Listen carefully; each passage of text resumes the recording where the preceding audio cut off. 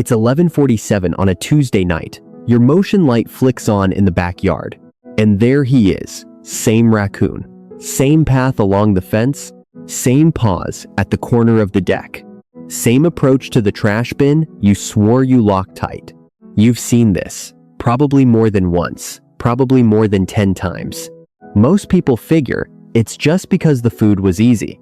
One good meal, the raccoon remembers, the raccoon comes back. It's not really.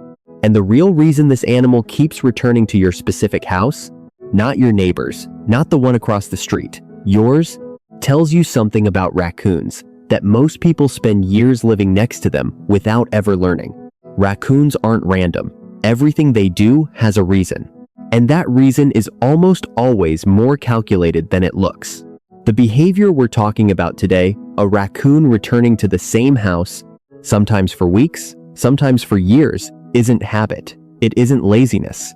It's the output of a system this animal is running in its head every single night. By the end of this, you'll understand why this happens well enough to predict what that raccoon is going to do next, when it'll come back, what part of your property it'll target, and what it's already planning before you've even noticed it watching. Let's get into it. Most people give the same answer when asked why a raccoon keeps coming back: food. The trash bin had something good in it once. The raccoon remembers, so it returns. That's not wrong. It's just nowhere near complete. Here's the problem with the food explanation. Raccoons in suburban areas walk past dozens of food sources every night. Compost piles, pet bowls left outside, bird feeders, fallen fruit, garbage cans that weren't latched. They have options, lots of them. So why your house specifically? Why the same trash can on the same side of the same garage week after week? Because the actual mechanism isn't memory of food. It's something researchers studying urban raccoon cognition have started calling reward mapping. The raccoon isn't remembering there was food here. It's remembering this location, this approach, this exit, this risk level all worked. It's storing the entire successful encounter as a single unit. Think about it from the raccoon's side. Every night it goes out is a calculation. Energy spent versus energy gained. Risk taken versus reward received. A location that paid off once becomes a known quantity. A known quantity is worth more than a stranger's yard with bigger trash cans because the unknown costs energy to evaluate. Now the urban angle. A wild raccoon in a forest works a territory of about 1 to 3 square miles. It moves constantly because food sources are scattered and seasonal. A suburban raccoon?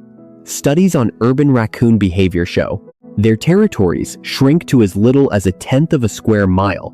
When food is reliable, they don't roam, they patrol. And patrol routes are built on confirmed wins. So the prediction: if a raccoon has come back to your house more than 3 times, it isn't visiting anymore. Your house has been added to its patrol. That patrol is a fixed loop, run on a schedule, with your property as one of the stops. And that loop won't change unless something on your property changes first. Which raises the next question: what exactly is this animal evaluating when it decides your house is worth adding? And here's where the urban raccoon diverges completely from its wild cousins. The common explanation for why raccoons remember a successful spot is basic animal memory. Reward, repeat, the same way a dog remembers where treats are kept. But raccoon memory is in a different category. Researchers at institutions like the University of Wyoming and York University have run cognition studies on raccoons for years now. The findings are consistent. Raccoons can remember the solution to a complex task, like opening a multi-step lock for at least 3 years. Some studies show longer. That's not dog-level memory. That's closer to primate-level memory. So what's actually happening when a raccoon remembers your house isn't a fuzzy recollection of food. It's a detailed working file. The geometry of your fence, the location of your dog's bowl, the hours your porch light is on, the night your trash goes out, the angle the gate swings, whether the side door of your shed clicks shut or just rests. All of it, stored, updated every visit. This is why raccoons seem to test your defenses. Because they are. A raccoon that finds a new latch on your trash can will spend 6, 7, 8 minutes working it. Not because it's stuck, but because it's gathering information. Once it solves the latch, that solution is filed. Next visit, the 8 minutes drops to 30 seconds. The urban angle. In rural environments, raccoons rarely encounter human-engineered obstacles repeatedly. A raccoon out in the woods might bust into one campsite cooler in its life. A suburban raccoon might encounter 40 different human containers, locks, gates, and lids in a single year. And the suburban raccoon gets better at all of them, because the data set is bigger. Urban wildlife researchers have a term for this kind of escalating skill. They call it problem-solving accumulation. The longer a raccoon lives in a human environment, the broader its mechanical vocabulary becomes. So, the prediction. If you've recently changed something about your trash setup, a new lid, a bungee cord, a brick on top, and the raccoon hasn't shown up for a week, don't celebrate yet. It's almost certainly running the new puzzle in its head before committing time to it. When it returns, expect a long first visit. That's the assessment phase. The break-in comes after. Now this next part. This is what researchers studying city raccoons find most remarkable. The common explanation for why raccoons thrive in suburbs is simple. Humans waste food. Raccoons eat the waste. True, but shallow. Because that explanation doesn't account for the most surprising fact about urban raccoons. They aren't just surviving in human environments. They're getting measurably smarter inside them. A 2017 study comparing urban and rural raccoons on identical problem-solving tasks found that the urban raccoons solved the puzzles faster, more often, and with fewer mistakes. Same species, same biology, different environment producing measurably different cognitive performance.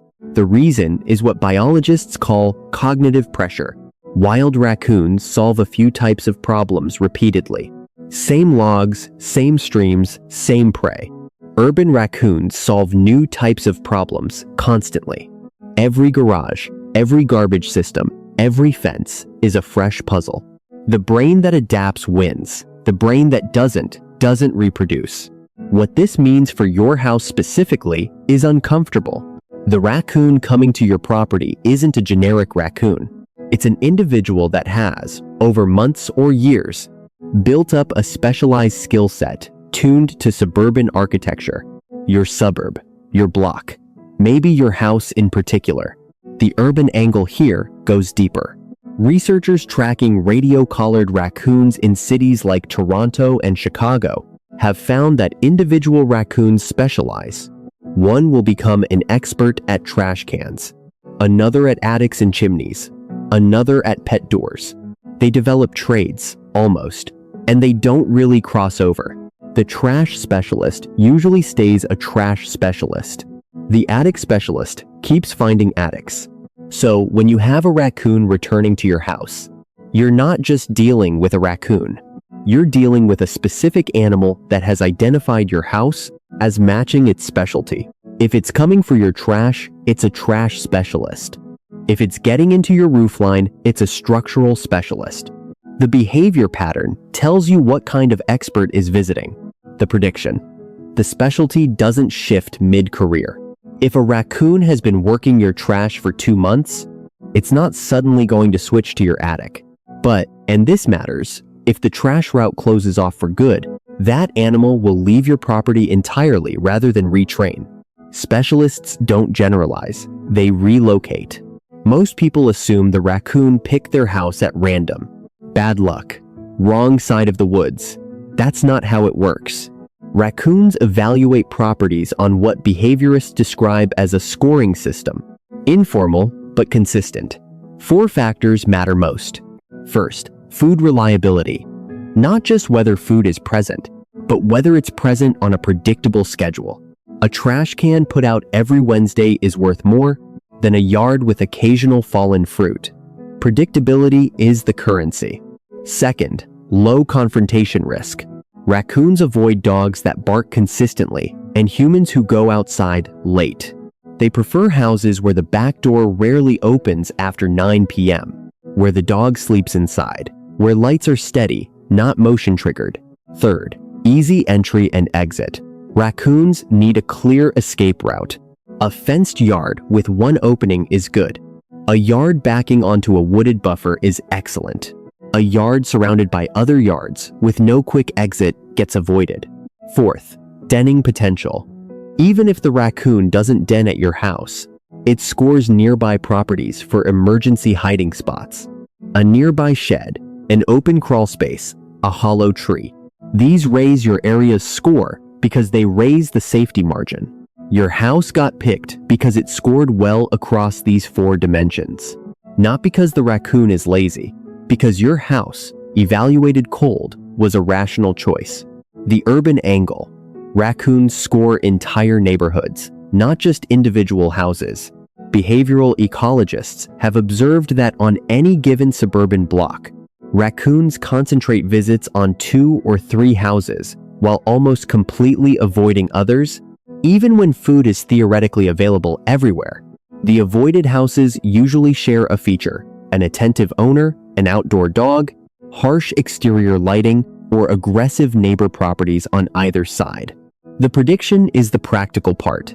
If you want to know whether the raccoon will keep coming back, audit your house against the 4 factors. Predictable food source, yes or no.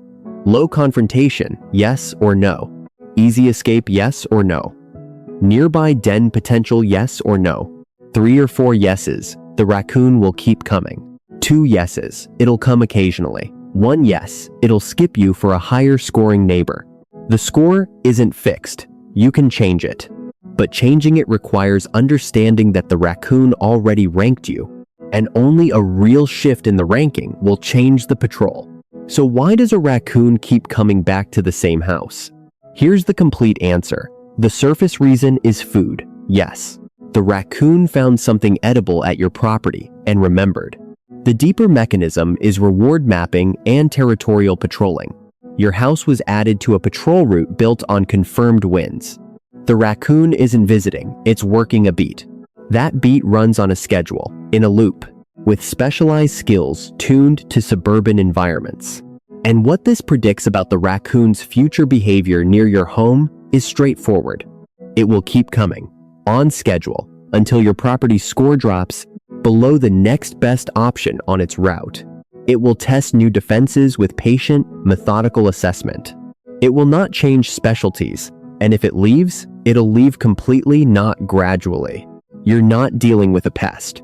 You're dealing with a problem solver that has already solved you. Now that you know why this happens, watch for the assessment behavior. The next time you see a raccoon near your house, the slow approach, the pause at obstacles, the long first visit after you change something. You'll recognize the pattern immediately, and you'll know exactly what's running through that animal's head while it watches. What did you always think this behavior meant? Tell me in the comments. Did the real answer surprise you? And if you've got your own raccoon coming back story, share it. I read every one.